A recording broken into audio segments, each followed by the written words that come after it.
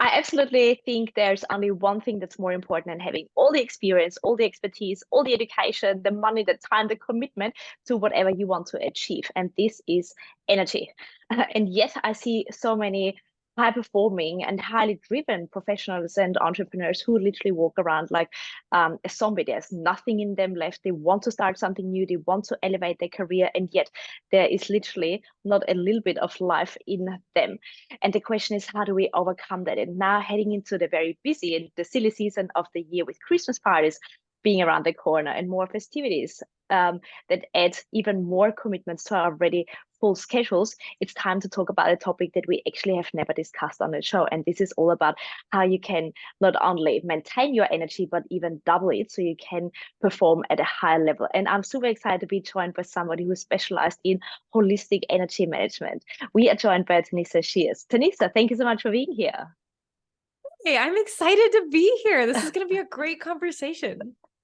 I'm so excited about your specialization because I've actually listened to a few of your episodes or your interviews on other podcasts, and I loved your approach on taking sleep into consideration, but also nutrition and the light. Um, Blue light. how do you, that exactly? And I was like, oh my god, we need to talk. And then you reached out to me and I was like, yes. It's a sign, I'm up for it. So Teresa, tell us a little bit about how did you get into energy management and now working with entrepreneurs and executives to help them double their own energy. Yeah, I opened my business 9.5 years ago, believe it or not. And I started out as a personal trainer because back then I was like, I got it. Exercise is what you need to have energy and to feel good and, healthy. But then, as entrepreneurs and like, if you're passionate about what you do, you're always into personal development. You're always growing. And I'm like, woo, let's find out a little bit about nutrition and food. And then I started applying that with my clients and they got even better results. And they were, having stronger workouts and they felt more energy. And then it wasn't until I feel like I found what was the thing that cracked it open. It was when I started integrating sleep consulting into my wellness practice. And then over the years at about 2018, 2019, took everything online. And so now what I do is I act as a health consultant, and specifically I work with sleep, nutrition, stress resiliency, and I do all of the tracking with a ring that I'm wearing on my fingers so that we can tell exactly what is working, so we can get the most bang for our buck with the time that we spend on our health, so that we can have the energy we want to live these great lives and not feel so exhausted all of the time. I love it. And we come to the tracking in a second because this is one of the questions that I need to ask you. What is even worth tracking? But before we get into that, you mentioned something very interesting, and we had a very brief chat about that before we pressed record. And this is about exhausted versus tired. Is there a difference? And if yes, what is it and where does it come from? I think tired is that feeling that you get at the end of a day. I kind of think that like our energy slowly starts decreasing throughout the day, where you don't have that fire that you have in the morning, but it starts to slowly decrease. And maybe you feel more cuddly up at night. It's kind of that sensation of drifting into fatigue, to tired, right? I always know if I'm within 2 to 3 hours of bedtime, that warm feeling of tired settles in. But when I get a full night of sleep, it's gone in the morning. And that's the difference between tired and exhausted. Like if you are experiencing exhaustion or bordering on burnout, it doesn't matter how much rest you take for yourself. It doesn't matter how much sleep you get. You just literally can't feel like you can't break through that fog. And it's this thing that's like you're experiencing, you wake up tired.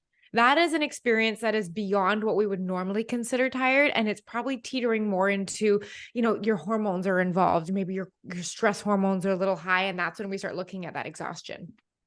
I love this differentiation. And we see that with so many really highly driven, highly motivated, high performers who want to do more, who, strive to be and do better. And at the same time, there's just nothing left in them. And identifying what could actually be the cause is such an important step to actually improve whatever you're doing. And, as I said to you before, I didn't realize that I was completely misaligned with the role that I was in and the company and the team and everything. I've woke up after 10 hours of sleep or even 11 hours and I was tired. I put on a lot of weight. I constantly felt anxious and I was like, something is wrong here. And often it's this own experience that it's a bit of a wake up call And at the same time, I'm now working with highly driven executives and entrepreneurs. Some of them have exited the business, want to do something else, or they've run their own business and they want to improve. But at the same time, when you talk to them, there's literally nothing left. What can we do about addressing that something is wrong? Because there could be so many different elements that could be completely out of balance. Where to even start? I think when it comes to our energy and specifically looking at brain fog is that experience of like, you're easily distracted. It's hard to stay focused. Your thinking feels kind of cloudy and clunky and you're tired. Like, here's the example I like to give. Like, if you were to go running or walking on concrete and then you were to go running and walking on the beach, you know how it's just like you can do it, but it's like not very efficient. That's what it's like to be thinking and operating with brain fog and fatigue, right? And when we look at like what is causing that, it's inflammation that's in our body. And when we're looking at where's the inflammation coming from in the work that I do with my clients, it's usually from getting like a lack of high quality sleep. So not enough. And the sleep that they are getting is not of quality. It comes from the food that we eat, whether that be overly processed or it's fluctuating our blood sugar, which causes, those afternoon energy crashes. Or lastly, like we are having larger and larger levels of stress pile up. And it's going unchecked. There's no balances. There's no ability to turn off at the end of the day. Like many of my clients are still checking email at 10 p.m. at night. And we have no boundaries in place. And we're not able to honor those and be like, okay, this is work and this is me. There's very much a blend. And when we start to lose that sense of self and it's all given over to work or being more productive, that's when we don't ever get to escape the work and that stress starts to build. I love that you brought up brain fog because I don't feel it's a common term in Australia yet. But when you explain what it is, like, yes, I can write the email, but I'm staring at a screen and I've got nothing to say. And it's 9 o'clock in the morning. Not normal. Yeah, exactly. That's exactly what it is. It's that feeling of just like, come on, brain. Like, I need you today. Like, we gotta come up with something good today. And it's just not there. And often people say, oh, I just need to get better with time management. And I often say, no, you need to work on your energy management, because for some of us, those tasks, we can do it in 2 seconds and it looks amazing. And then for other tasks, it's 2 hours later and we still haven't moved a finger really. How do we find out that we are aligned with the energy rather than just trying to push uphill? Yeah, I think like when we have the energy we need to get done the stuff we want to get done, I sometimes think that like when you talked about this idea of getting more done and the to-do list and stuff like that, I think we often have this battle with if I don't get, 20 things off my to-do list, then I haven't done enough, then I'm not valuable, that I'm not worthy. And those are conversations I have all of the time. And so when our self-worth is tied to our productivity, the first thing that ends up going is sleep and self-care and workouts and going for walks and all of that kind of stuff, because we think I can just get a little more done, but not recognizing that when we have brain fog, it might take you 6 hours to do what normally would take you 4. So you're taking longer to get the same amount of stuff done. And so it really feels like not only is your attempts at time management not working at all because you can't estimate how long anything takes. It takes you so much longer. So I always like to use like brain optimization and specifically sleep as a tool to actually give us time back in the form of a fast working brain. This is such an important topic that you brought up, that we tie our worth to how many hours do we work. And often, I always call us the sandwich generation who didn't necessarily grow up with technology from day one. And we had to go to a library and look something up and not just swipe and click.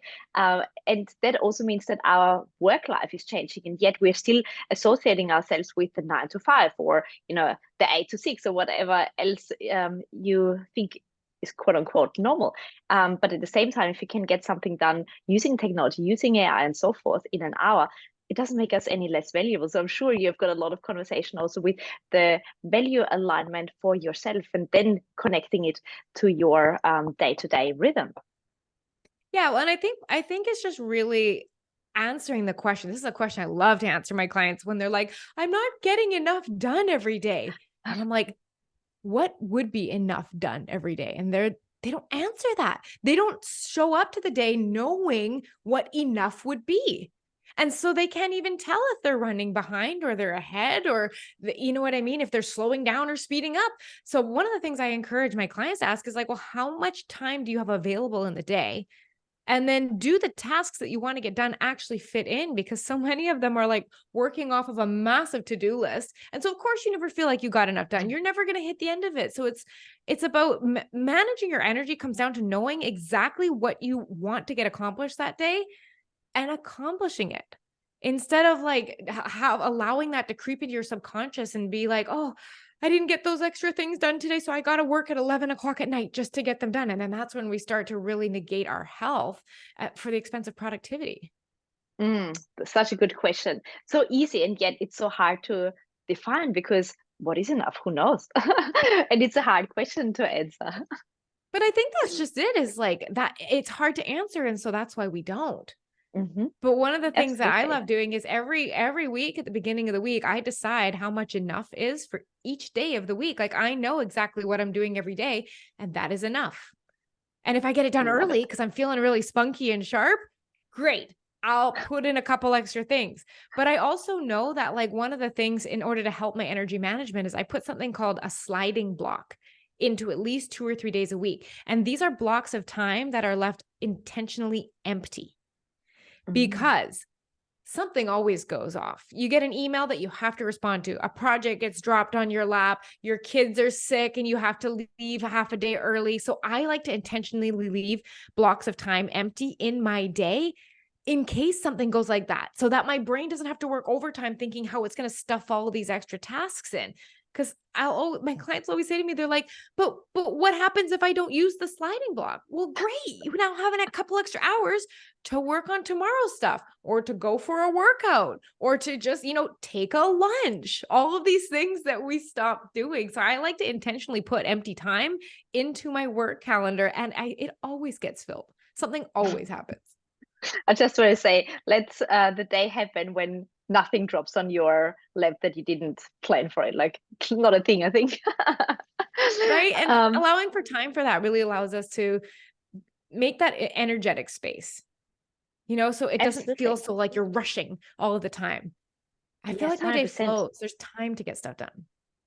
Now, when we talk about what is enough, a question that I need to ask, if there is an answer, is how much sleep is enough? Because there's so much discussion between too much and not enough. And then the hustle culture is like, we can sleep when we're dead.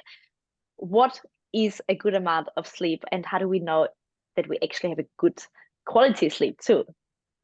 Yeah. So I think when we answer this question, what we can't do is ask ourselves, how am I feeling? Because the average person will tell me, I feel fine on 6 hours of sleep. Like I'm okay. But it is a 0.004% chance that you have the gene mutation to make that possible and still have a brain that works at optimal capacity. What ends up happening is after going days and days and days with only 6 hours of sleep, your brain adjusts down its cognitive capacity. You don't even notice anymore that your brain's not working as well. And you just it feels normal. And so this is quite often how I like to show my clients, well, okay, what happens if we start working for 6.5? Okay, good. We like how that feels. Okay, what happens when we do 7? And I slowly like to incrementally increase the amount of sleep that they're getting until they do not notice additional benefit from the added sleep. Everyone's a little bit different. The average person I work with will probably find 7.5 hours of time asleep, not in bed, is adequate. For me, I like 8 hours. I find that that's when I wake up. I don't need an alarm clock. I'm getting enough rest. I feel energized throughout the day. So to answer your question, there is no rule, but we're also looking at, have you tried getting a little more sleep and do you notice the difference? Versus when you get less sleep, do you notice the difference? And testing that. And I usually, like I said, find it falls right around 7.5, 8 hours for most people. And I think that's really an important distinction to make, that it's not the amount, that necessarily the hours as such, but also the quality of sleep. If we're waking up 20 times in 3 hours, or it makes a big difference. And there are a few tips that we can actually help ourselves to improve our sleep. You mentioned on another podcast nutrition. Can you give us a little bit more background? How does nutrition impact sleep and with that our performance? Oh, yes. Food has such an impact on sleep. And it's one of those things we never link together. One of the Mm. simplest things that you can do is stop eating food at least 3 hours before the time you want to be asleep. Now, the reason for this is the purpose of sleep is to reboot and recharge our brain to spend as much time as possible replenishing our energy for tomorrow. Now, if we eat in the hour or two before bed, our body needs to increase blood pressure, increase heart rate, divert energy to digesting this food. This means our heart rate takes longer to drop down to a nice recharge level during sleep. We're spending all this time digesting and not recharging. And on top of that, our body doesn't manage blood sugar nearly as well in the evening as the morning. And so if you are eating in those hour to 2 hours before bed and you are experiencing middle of the night wake ups, it could be linked to your blood sugar, either high or low. So I always like to actually have my dinner be the smallest meal of the day, my lunch and breakfast being a lot bigger. And I like to wrap them up 3 hours at least before bed. And it has such an impact on quality. This is one thing across the board. Clients will say that made a difference.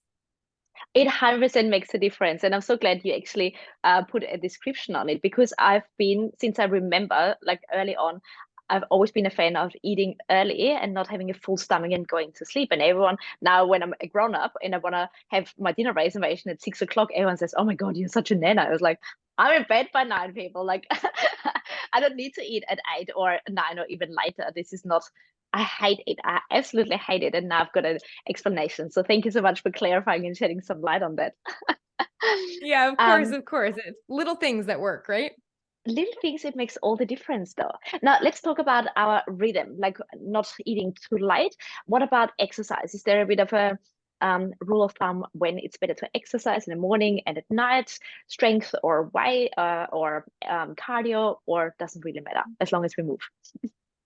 Yeah. So exercise in general has been shown to help with sleep quality, specifically deep sleep, which is wonderful because that is when we physically restore our bodies while we sleep. So exercise is fantastic for that. However, there's a caveat. If you're exercising in that same window where we don't want to eat before bed, if you're exercising in that window, you do run the risk of actually interrupting your sleep. Why? Cortisol goes up when we exercise, heart rate goes up, body temperature goes up, blood pressure goes up. These are all the opposite of what help with good sleep. So if possible, I do like to keep it at least 3 hours from bedtime. Now, if we're looking at time of day that's best, it really depends, because sometimes we like to have this conversation of what are you actually going to do versus what does the scientific literature show is optimal. Like if we're looking at when to work out to decrease injury, your body is the warmest around 4 o'clock in the afternoon. However, for me, something comes up during the day. I don't feel like it. There's a lot more excuses that are going to happen at 4 o'clock. So I tend to like to get up and do it at 6 a.m. or, if I'm taking a break from work around 10:30. But we always have to weigh that conversation of like, when am I going to do it versus when is optimal with my schedule. Mm. And I think this is so important to have this flexibility in you, because yes, there's the scientifically best practice and then there's your actual best practice. And it's this fine line, and being a little bit flexible with the approach. And not every day is the same either. I think it is becoming an issue when one day slips into the next day and we work longer and we exercise less and we sleep less. And that has a ripple effect that quickly spirals down from there, isn't it? Yeah, it goes so slow, doesn't it? It's just like, oh, it's just I'm in a launch. We have a product going live. But it's a busy meeting season. Like there's always something going on. That's what I love speaking on this kind of idea of this when then fallacy. When everything calms down, then I will have time to exercise. When I get my first, team assembled under me, then I won't have to work so long. But I literally just onboarded a client last month. And he's like, I just brought on 4 team members and I thought I'm going to have time. He goes, but now I'm running my business and I'm managing a team. I'm working more. This is not supposed to happen like this. I don't even have time for me. And so it's interesting when we leave our health and our wellness until some point in the future, thinking that, magically we're going to have these open blocks of time. I think we really have to look at this time right now while you are busy is the best time to learn how to do it. Why? Because when you get busy again, you're not going to drop everything. you're going to be able to maintain it. I find those of us that like to wait until everything is calmed down to start working on our health, those are likely the clients that are like, I fell off the bandwagon. I am not consistent. It's because they don't have the skill set to maintain their health in a busy season. They've only ever learned it when it's easy. So I love, if you're busy right now, great. What can you do now? Even if it's just go to bed on time. It doesn't have to be like 3 workouts a week. It can literally just be, can I go to bed on time 5 nights this week? It could be simple. Absolutely. And, speaking of maintaining this lifestyle, what's a sustainable practice to start? Because we work with a lot of very busy entrepreneurs. They're working all day, all night. It's like, I have literally, 3 minutes to eat something. And we can't just drop in, sleep the 8 hours, eat meals, exercise every day. What's the first thing to start working on and then take it from there? Is it sleep? Is it eating? Is it exercising? What is it? I always say sleep because it's free and you're doing it anyway. So you might as well do it better. And if you're just like, but I can't do 8 hours, I'm doing 6. Great. What does 6.5 look like? Like, let's just start manageable and small. Then this is the mantra that I had when I went through both of my having little babies postpartum, is like, okay, my sleep is messy right now. I'm up multiple times a night, but I can protect the sleep I am getting. I don't have to just throw it all out. So I'm looking at, okay, if I'm only getting 6 hours of sleep tonight, because that's the season of the life I'm in, what can I do in the hour or two before bed to protect that sleep? So looking at strategies we talked about, like not eating right up until bed, maybe not having alcohol late in the evening, because that really disrupts sleep. Watching that your caffeine doesn't roll too late in the day, trying to make sure we wrap it up by noon. We can look at things like blue light exposure.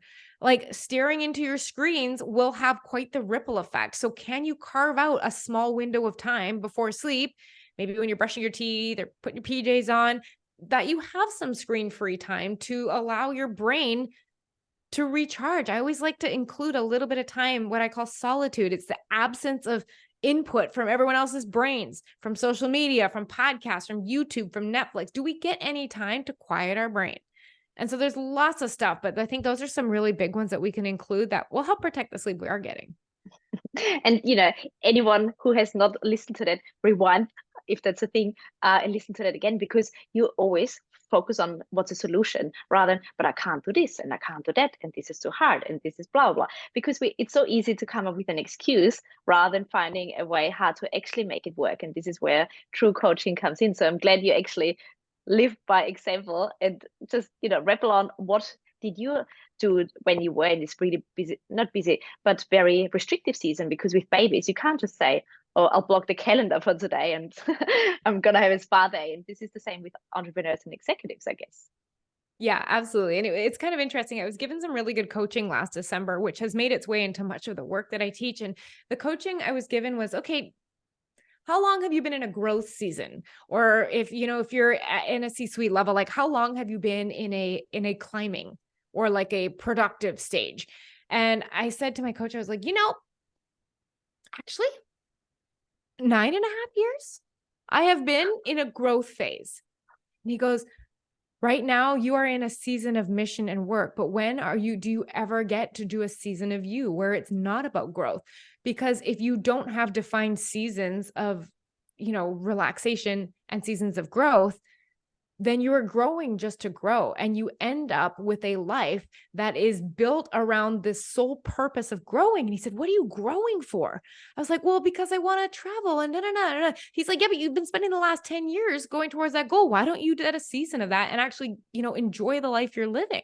So that's one of the things I always love to invite is like, if you are in a season of busy right now, cool.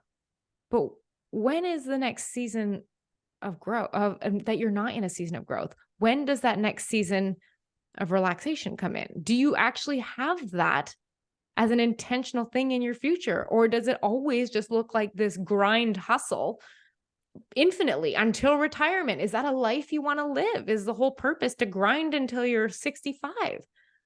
And so for me, I was like, oh my gosh, I have been in a season of growth and I'm growing for the sake of growth. And that was when we decided to start traveling part-time. Like this January, we're gone for 2 months to Panama. Like I want to start living the life I've been creating. I don't want to wait until I'm in my 60s and my kids are grown. I want to do that now. Mm. Absolutely. And giving yourself permission, because nobody will say, you know what, you should travel 2 months, you should sleep more, you should not grow as much. Like nobody says that. But it's also redefining what success actually looks like for you. And you're so spot on. As a driven entrepreneur, you're like, I need to double my revenue. I need to do this. I need to do that. According to whom? It's just taking a step back and reflecting on that. Like this is such a powerful tool to get started. Yeah. Well, I mean, I always comment on like, I go on Instagram and I gotta love it. But there's always all the posts about here's the next 6 steps to get to 30K months. Here's the next 7 steps to get to your 7-figure year. And it's like, that is the environment so many of us are surrounded in. It's like, what's next? You can Yes. never be satisfied. And I think it takes having a look at your life and being like, do I like this? Do I like how I feel? And cool, I'm in a busy season right now, but do I want this to change? And if I do, maybe I need to be a little more intentional about it showing up instead of just hoping it shows up. 100%. Now, I'm super curious, and we may not have the answer for that, but burnout, big topic. And I've worked with a lot of C-suite executives who are literally burned out. You talk to them and there's no life in them, but at the same time, they're leading massive teams or massive organizations. And as I always say, as much as people buy into your competence, they buy more so into your confidence and your energy. But if there's no spark left and they're just this pale gray person, how long can you actually sustain that? Where would you start to get people back on track when they are literally, struggling getting out of bed, but at the same time, there is no downtime as such for the foreseeable future? Where to start? Where to start? Well, like I said, I would always go back to sleep. Always That's sleep. 100%. Mm-hmm. Yeah. But then another really simple place to start sometimes is breakfast. If you look at the breakfast that most of us eat, it's cereal, it's bagels, it's waffles, it's granola bars, it's toast, it's all of these type of things, right? Well, if we're looking at, okay, how can I just at least take care of and have sustainable energy? Like we all know what it feels like to hit 2 o'clock and just crash, right? But if Mm-hmm. I want sustainable energy during the day, what I need is when I eat food, I need to have my blood sugar be stable. So blood sugar, all of us have it. It's not just related to diabetes, but when we eat food, specifically starchy carbs, fruits, breads, pastas, that kind of stuff, rice, quinoa, our blood sugar will shoot up. Now, if it shoots up really high, it also comes down. And on that down is like foggy thinking. Now, think about this. Have you ever had a big pasta dinner with garlic bread or sandwiches or something really like doughy and felt like you had to take a nap after, or just felt like your brain got foggy, right? So what I look at is, okay, knowing that that's how that affects my body. If I'm looking at my breakfast, I'm looking for a source of protein and I'm looking to keep it light on carbs. Now, I love carbs. They have their place. However, when I'm thinking I need my energy and my focus, I'm making sure that my carbs for breakfast are sweet potatoes. Funny enough, we do kind of like a hash with eggs and ham and stuff like that and zucchini. But I'm making sure that there's a protein in that breakfast and it's not just all of these sugary processed carbohydrates that so many of us are accustomed to eating in the morning. Oh, I love these tips, and you're spot on. In the second, we've got a little bit more protein in any meal. To be honest, I've always feel a lot better. So I'm glad you addressed it. Now, I mentioned before I was super curious about the stats and the numbers that you are tracking. Give us a little bit background. What are you tracking? How are you tracking it? And what are you doing with the data? Yeah. So think about this. Most of us, whether, we are in a corporate job or in a business, our job is to know the numbers, right? We want to know return on investment, whether you're running ads, whether you're looking at spend on, projects or a team. If I'm putting this much money in, how much am I getting out? And it better be more than I'm putting it, right? We understand return on investment. So I have taken this concept and applied it to health because we already know how to make it work here. I'm just pivoting it over to health. And so with my clients, we use Oura rings. So Oura. It is a ring that records Oh my gosh, everything from your sleep length to the type of the quality of sleep you're getting, how much of it you're getting, your breathing rate, your body temperature, your heart rate, everything it records. And what we can do is we start to use this as a database tool to tell if the habits that we're doing are working. So let's say, for example, we moved your bedtime back by 30 minutes. Does that increase the amount of time you spend asleep? Does that increase the amount of deep sleep you're getting? Does that have a better reading when we look at your body's stress markers? Like, we're looking constantly at we make one change at a time, and I am looking for the data to show a positive change on your health and your energy. If that doesn't yield the result we're looking for, we don't have time to do 300 health habits that we saw on Instagram. My job is to create a tailored protocol of stuff that works for you based on the data we are getting off of your body. So we were able to find out, does 8 hours of sleep make a difference? Or can you go on 7.5? Do you get the right amount of quality sleep with that? When you go and eat a whole bunch of processed food during the day, how does your body react at night with your sleep? Because you can see it and how you can actually look at the shape of your heart rate graph. And I can tell whether you ate within 3 hours of sleep. I can tell whether you had alcohol. My clients don't have to tell me. I look at the data, the numbers. And the beautiful thing about this is it's not our emotions involved in it. It is just fact. It's not, I don't feel like this is working, or I feel like this is working. It either is or it isn't. And so it's really easy to define like a succinct list of habits that we come back to time and time again. So when you are in a busy season, you know exactly what to return to. It doesn't feel like you're flailing around with just generic health habits and wondering why nothing works. I love when you say the ROI, because I think you just spoke our listeners' love language. They all want to know what is working, what isn't working, and you're so spot on. It's so easy to put the emotion in. It's like, oh, it doesn't work for me, or I don't believe in it. Who cares? Like, what does the data say? And then we make decisions from there. We take out all the emotions and the preconception from here, and we actually do something different. Oh my God, I love this. I love all your tips. I love the conversation. What's the best way to continue the conversation with you? And also, how can we work with you? Is it retainer packages? Is it a Kickstarter? How do you work with your clients? So I have two offers. I have a one-on-one consulting offer. And then I also have I call it like the community program. And this is like, it's an amazing thing being in a community of other really high performing, either entrepreneurs or executives, and being like, oh my gosh, you're going through that too? I am too. I thought I was alone in that. Oh my gosh, I didn't realize it. And also seeing what works for other people. It is an amazing thing. And then it's all facilitated by the consulting that I do. And I just love thinking of it as like, I look at your data, I watch what you're doing, I make suggestions, you make decisions. And then we do the coaching on the implementation, because we know that that's the hard part. We know that we should probably get more sleep, but it's the how, right? And so that's kind of where I work with my clients, is personalizing the strategies that have been shown with science to work across the board. But in terms of like how to get into my world to begin with, I have an entrepreneur's playbook. It's called 12 Ways to Biohack Your Energy. And I have taken the 12 biohack or health optimization hacks that do have the most bang for your buck, the biggest ROI.